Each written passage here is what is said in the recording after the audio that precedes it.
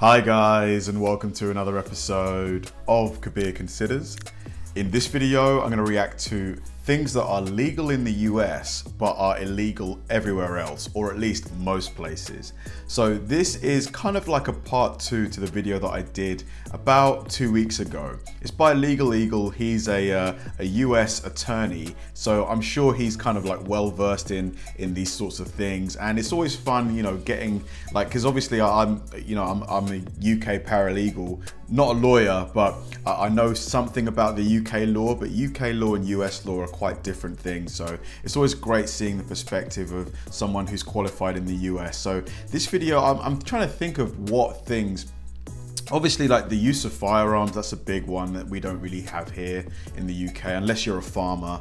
I'm trying to think what else is legal in the US that isn't illegal, that is illegal here. I'm honestly struggling. I'm struggling. So yeah, this video should be really interesting. Let's do it. America is the freest, most freedom-full country in the entire world, despite what some hack YouTube lawyer says. And for those traveling internationally for the first time, you may be surprised to learn that many American rights, freedoms, and values are not universally held abroad.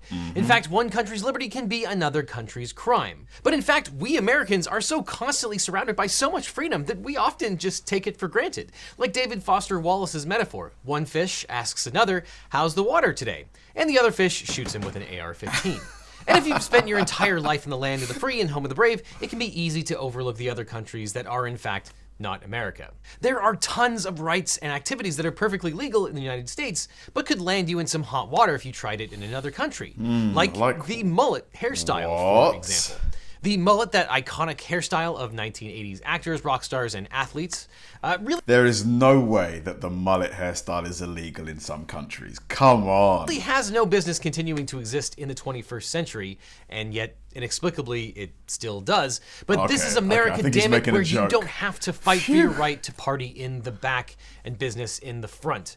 But if you want to cosplay as Joe Dirt or compete in the USA Mullet Championships, yes, that is a very real thing that people do. Then it is your right as an American to look like an idiot. In fact, that might be the most fundamental American right that there is. But for certain freedom-hating countries trying to save you from yourselves, the mullet and other crimes of fashion constitute a criminal offense. For example, in 2010, Iran's Ministry of Culture officially said goodbye to mullets, banning the hairstyle for being un-Islamic.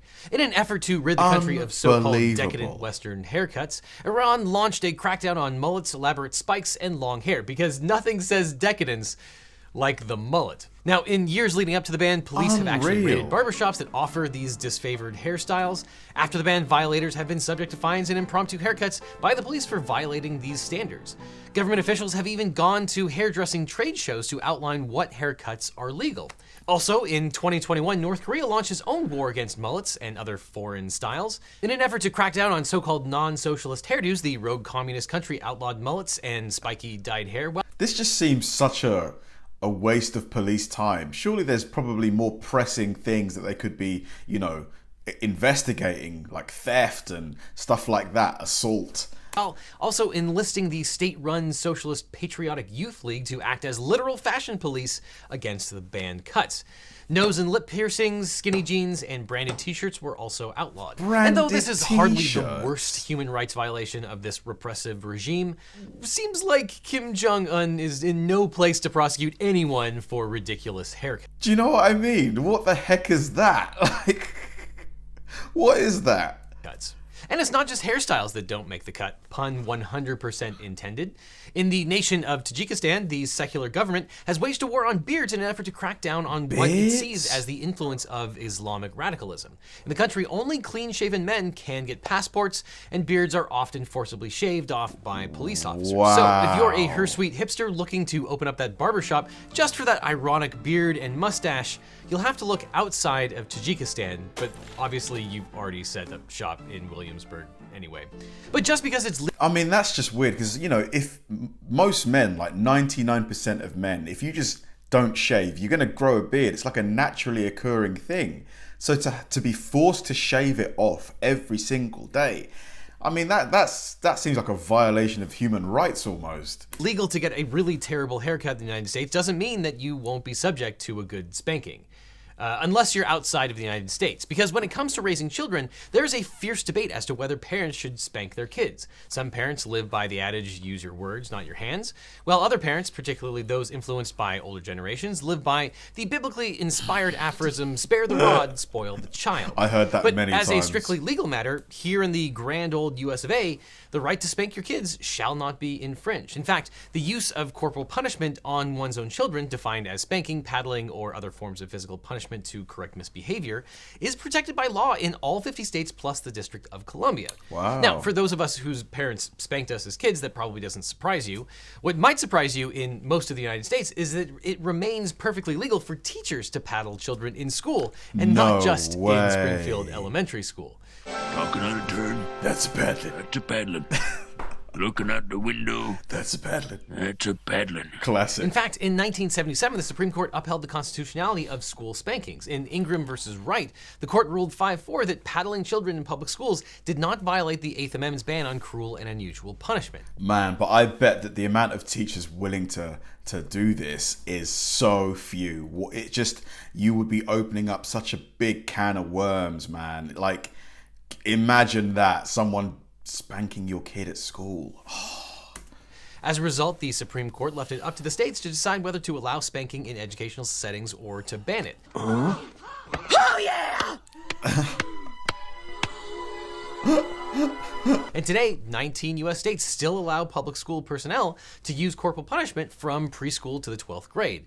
And for private schools, corporal punishment remains legal in every U.S. state except New Jersey and Iowa. But outside the United States, there has been a clear trend, not merely to dissuade parents from spanking children, but to actually make the practice illegal. In 1979, Sweden became the first country to explicitly ban spanking. This was wildly controversial at the time, sparking contentious debate about parental rights versus state responsibilities. And some Swedish headlines at the time included, quote, "Swedes have gone mad and the government takes charge of parenting in Sweden." But over the past 4 decades, the trend against spanking has been on the rise all over the world. In fact, according to the American Spanking Institute, in conjunction with Mothers for Hands, there is an American Spanking Institute? Wow. Smacking. I'm just kidding. I made both of those just up. Thank You gotta stay on your goodness. toes. No, I mean, according to the Global Initiative to End All Corporal Punishment of Children, a total of 63 countries have made smacking children illegal in any setting, including at home. And countries on this list span 5 continents, and in 2022, Wales became the latest country to ban the practice.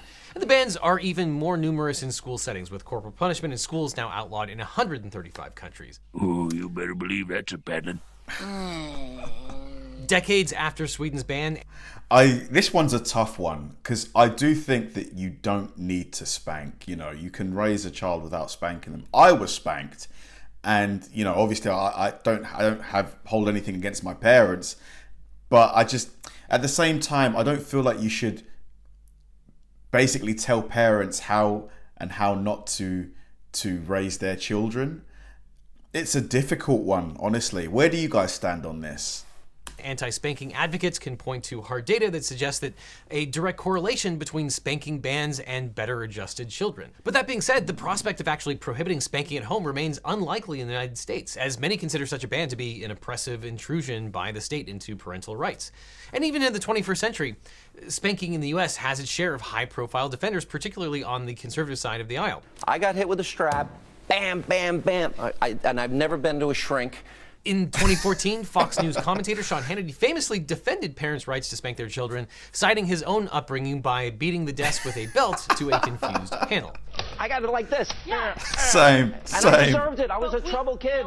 Now, notwithstanding the views of the obviously well-adjusted commentator who clearly turned out fine, spanking has seen a notable decline in the US. The proportion of parents who utilize the practice has dropped from 50% in 1993 to only 35% in 2017. But look, if you want your children to turn out like Sean Hannity, then maybe start with some spankings. But that takes us to a topic. It's a weird one, because I do think when you spank, you know, a child, it's almost like you're teaching that kid, okay, this is how you respond to bad behavior with violence. I don't know, it's just a theory of mine, because it's almost like you're connecting the two. You're connecting bad behavior and violence as the response.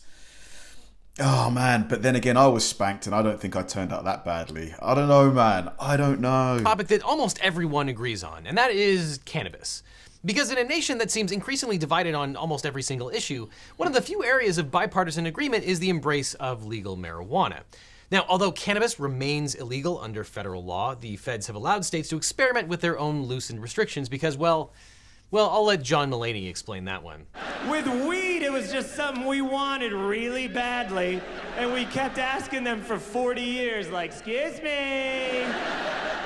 And then suddenly the government became like cool parents, and they're just like, okay, here, take a little.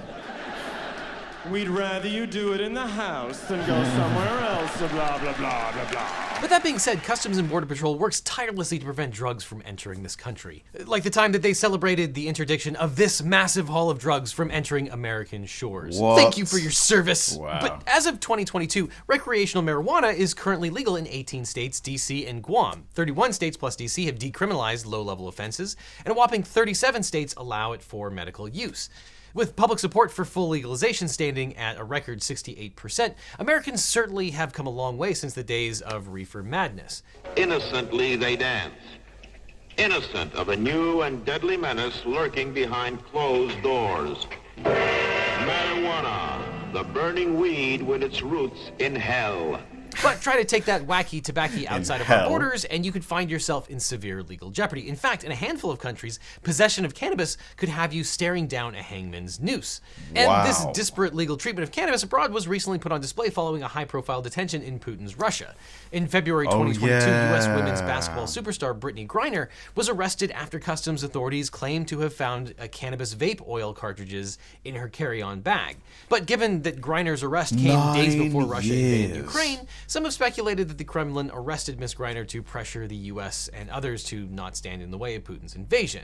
Man, 9 years for a cannabis vape. Jeez, man. I'm not saying, like, you know, for her having that on her possession in Russia was dumb. But 9 years? Come on, that is ridiculous. To that point, Russia has been known to falsify drug charges against critics in the past, so it's certainly not out of the realm of possibility that the same happened here. I guess she should just consider herself lucky that she wasn't poisoned with a radioactive substance. But while a few dozen countries have relaxed restrictions on the plant, the recreational and medical use of cannabis remains very illegal in the vast majority of nations. For example, in 2021, 24-year-old British soccer coach Billy Hood was arrested in the United Arab Emirates with 4 bottles of CBD vape oil in his car. Local authorities charged Mr. Hood with drug trafficking and then sentenced him to 25 years in a Dubai prison.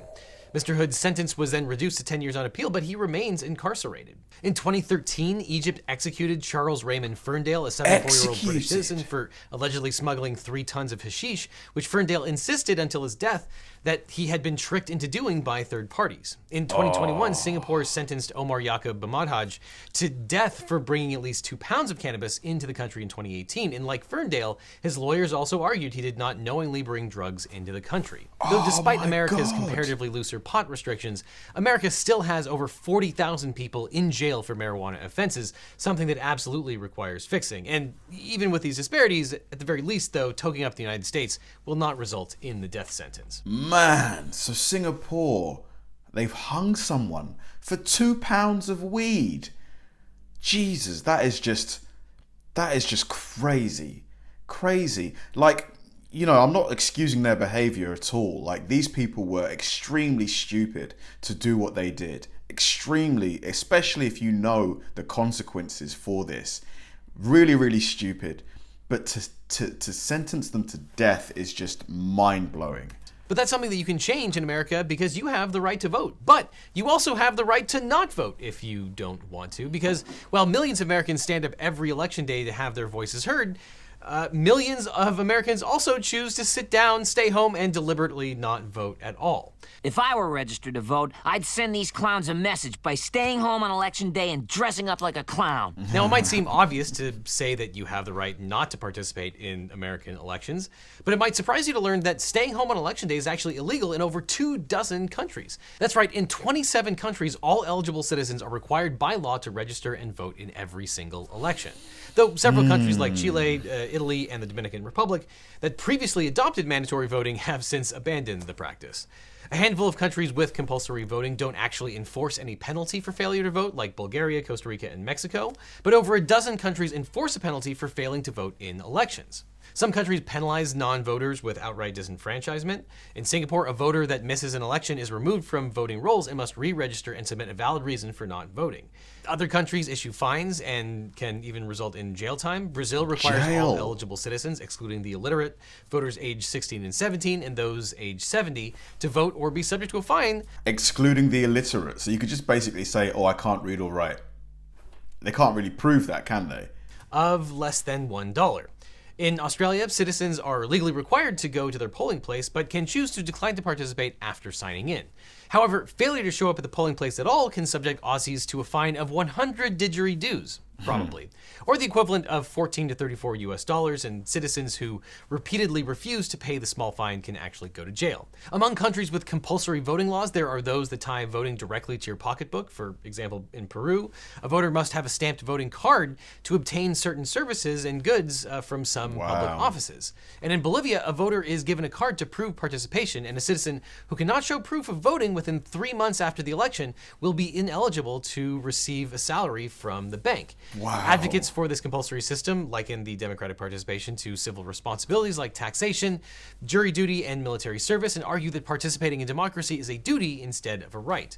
Others argue that forcing people to vote compels higher voter turnout, as Australia rarely falls below 90% participation. It does. While Brazil's most recent presidential election was just below 80%. And compare that to the United States, where voter turnout struggles to crack 50% in a midterm election and only occasionally breaks 60% in presidential contests. However, the idea of forcing people to vote and punishing them for non-participation is not a popular concept among nations with voluntary suffrage. Of course it won't be popular. People don't like being forced to do anything. But at the same time, you know, on one hand, yes, you shouldn't, you know, be forced to do something you don't want to do. I totally recognize that. But on the other hand, these decisions that politicians make affect everybody, literally, whether you vote or not. So why not vote? You know, like, why not? Especially if you don't like the way certain things are where you live or in your country in general. Like, why not vote? Critics see voting as a civic right rather than a duty and contend that forcing someone to vote is counter to the very idea of liberty and free choice. And some American legal scholars contend that mandatory voting laws would constitute compelled speech that violates the First Amendment, as the right to speak necessarily involves the freedom not to speak. So as long as you live in the United States, you can rest assured of your constitutional right to say none of the above. The only thing that's silly is the power of the people's vote. And I think the people should use it to vote for none of the above. Now, if you want to see even more dumb criminals and terrible lawyers, check out my new video, Too Hot for YouTube, but I'm sorry to tell you, it's too hot for YouTube. To see that video, you'll have to head over to today's sponsor, Nebula and CuriosityStream. Because on Nebula, my videos always... Super interesting video, really enjoyed it. It's difficult, it really is a lot of food for thought. On one, like regarding the voting, the pretty much enforced voting, I see the arguments from both sides, I really do. Like, on one hand, you know, for a country to call itself free, you know, like, you can't really enforce people to do things that they may not want to do. But on the other hand, you know, I do think it is important that people do vote, because unless, like, if you want to see any kind of change, you have to put people in power that, you know, stand for the values that you have, or at least, you know, share some of the values that you have. And the only way to do that is by voting them in. And I know there's going to be some people that say, oh, you know, if you live in a state that typically votes for one party, if you vote for the other party, you know, your vote won't, you know, affect the outcome. But then if everybody thinks that way, nothing will ever change. It does take, you know, sometimes things start small and then over time they build, and, you know, big things can happen. It's a really cool video. I really enjoyed it. Also, let me know what you think about the spanking one. That's another really interesting topic. I don't know where I stand on that. I'm kind of wavering, to be honest. Thanks for watching, guys, and I'll see you in the next one.